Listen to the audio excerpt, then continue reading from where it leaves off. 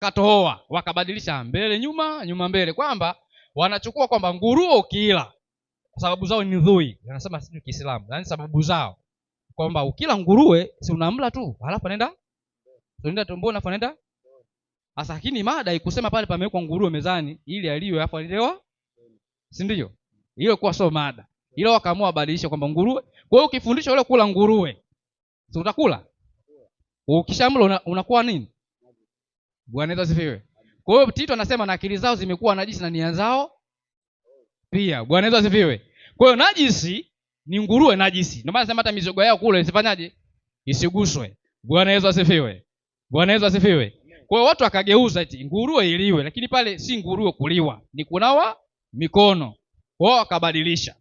Sasa tuangalie hoja ni vyakula, tutaangalia sisi tunakulaje. Bwana Yesu asifiwe. Haya, Warumi. Andiko nalo linatumika vibaya sana. Warumi 14. Warumi 14. Naam. Mstari wa ngapi? Warumi 14. Yaani hata ukianza moja lakini nitasoma mstari wa 15 na mstari wa 20. Anasema na ndugu yako kwanza.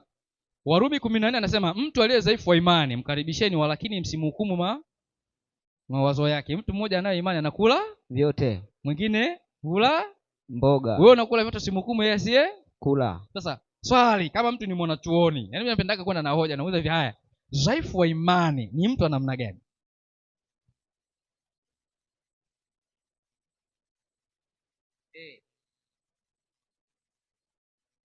Dhaifu?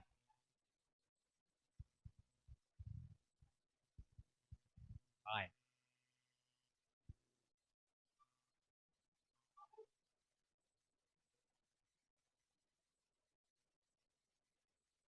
Haya. Kwa mfano, umekuwa Muhindi, unamwabudu ng'ombe, si ndio? Ukamkuta ng'ombe wako una Mungu anachinjwa, yani kwenye akili yako unaona umempokea, lakini bado una mapokeo pia. Ukisoma Korinto waliingia kanisani pia wakiwa na mapokeo. Yaani ile zinaa za kubadilishana wanawake, Korinto walikuwa wakifanyaga vile vile pia. Sasa hawa watu wanasema mtu aliye dhaifu wa imani. Kwanza wewe uliyekuwa kanisani lazima umjue aliye dhaifu.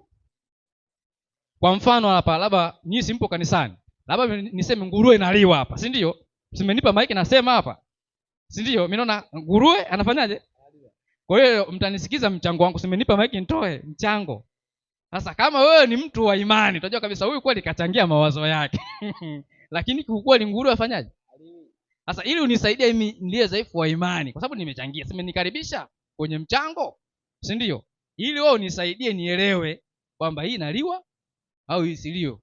Lakini msimhukumu anaenda motoni. Mtamsaidia ili elewe dhaifu wa imani, yeye si mdhaifu.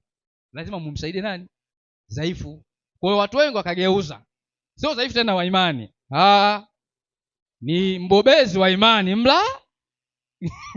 mla vyote. Bwana Yesu asifiwe. Kwa hiyo andiko linaonyesha kwamba watu wanaotakiwa wadhaifu wa imani kushughulikiwa, wao wakasema mtu mmoja ufanya tofauti kati ya siku na. Sasa mimi nawafundishaga hivi mtaani huko ninapokaaga, nauliza hivi mtaani huko, nauliza swali, Mungu aliyeumba mbingu na nchi aliweka utofauti kati ya siku ya kwanza na siku ya pili ya uumbaji. Uongo kweli? Si ndio? Mpaka siku ya saba kuna utofauti wa siku ya kwanza na ya saba, si ndio? Kwa nini siku zote Mungu alistarehe?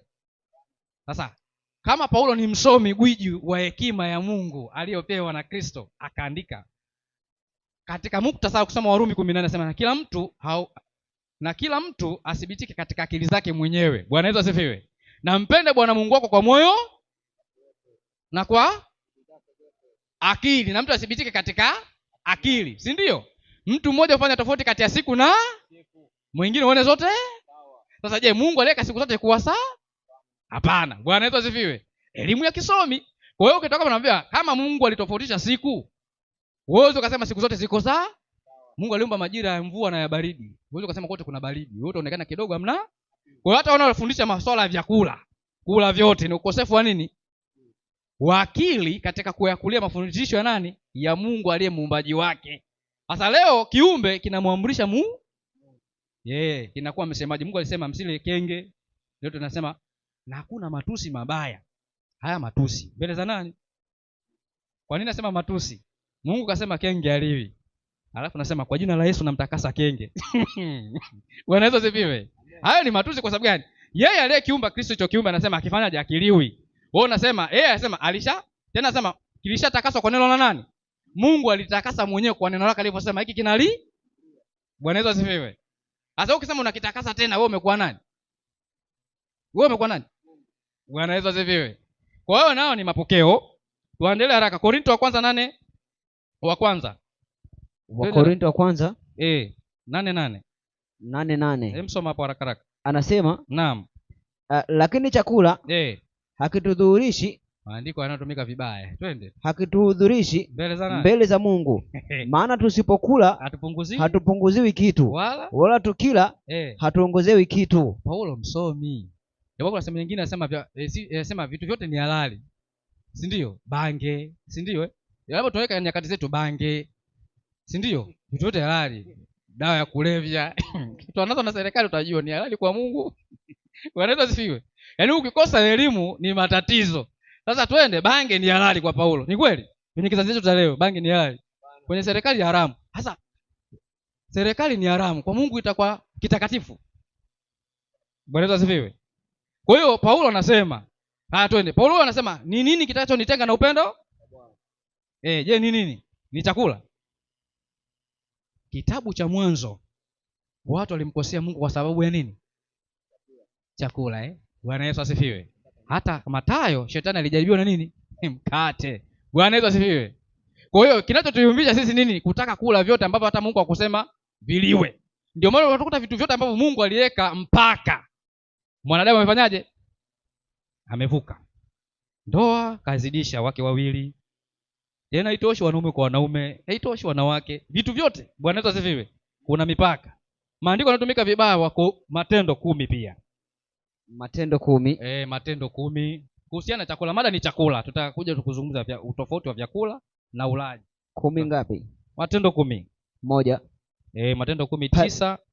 Matendo 10:9. Msoma haraka haraka utangulize muhtasari. Anasema, naam. Hata siku ya pili, naam, walipokuwa wakisafiri na kukaribia mji, ndio Petro alipanda juu ya darini, ndio kwenda kuomba. Yapata saa 6 ya mchana. Sawa. Akaumwa na njaa sana. Akataka kula. Ndio. Lakini walipokuwa wakiandaa, roho yake ilizimia. Ikazimia. Akaona mbingu zimefunuka. Na chombo kikashuka kama nguo kubwa. Inatelemshwa kwa pembe zake 4 hata nchi. Hapo. Hichi kisa pia kinatumikaga vibaya kwa makanisa ya wenzetu. Kula vyote. Petro, utakuta mtu, unajua mimi kipindi wakati niko Jumapili nilikuwa nachekaga sana. Utakuta labda hata kama ni pasta amepiga kola ile. Hivi Mwalimu Masawe. Hivi makuhani zamani kwa wanavaa kola kama za sasa hivi au? Kwenye tafiti zako, yaani zile kola tunavovaa kama wachungaji zile. Alikuwa nayo ni ibada kujitungia ile au? Umeona? Sasa wao wakafanyaje? Wameacha wale muktadha pale wa sura. Unataka kujua mtu mroho siku zote. Usio mwepesi wa kufanyaje? Sio kusema, Petro na Yakobo anasema. Watu leo wanataka tukula vyote kwa sababu ya kitu ambacho hakipo, si ndio? Muktadha anasema aliona lile tambara. Twende kwenye tambara pale. Alivyoliona aliona nini na nini? Nisomee tu hapo. Anasema ambayo ndani yake walikuwamo aina zote za wanyama wenye miguu 4. Wanyama wote wenye miguu 4. Twende. Na hao watambao na ndege wa angani. Wakina kenge pia wale twende na waangani. Kisha sauti ikamjia na kusema, ondoka Petro, uchinje ule. Sasa tuulize swali pia. Huyu Mungu aliyesema kule watu wale, kufika hapa kwenye Matendo kidogo Mungu anaonesha kama vile analeta utofauti, anataka kujipinga mwenyewe, si ndio? Tuendelee kidogo, anajipinga au si ndio tunampinga? Twende. Lakini Petro akasema, hasha Bwana, kwa maana sijakula kama kilicho kichafu au najisi. Sawa. Sauti ikamjia mara ya pili ikimwambia, vilivyotakaswa na Mungu usiviite wewe najisi. Neno limetumika vilivyo au nilivyo? Vilivyotakaswa. Vilivyo. Hiyo Kiswahili chake kimekaje? Vilivyotakaswa. Wakati uliopita nao. Ndio. Unaelewa lugha? Kwa hiyo hata lugha inasema vilivyotakaswa. Sasa tuangalie ile tambara, kulikopo na wanyama wote wenye miguu 4, si ndio, na wadudu wote na ndege wa angani. Sasa katika Torati Walawi 11, si ndio? Na kitabu cha Mwanzo kulitajwa aina za ndege na za wanyama, si ndio? Na wadudu watambaao. Kwa hiyo Petro pale kwenye lile tambara lile, hivi alimuona ng'ombe pale? Kwa sababu katika maono kama vingekuwa mbuzi, na hakika mimi kwa imani yangu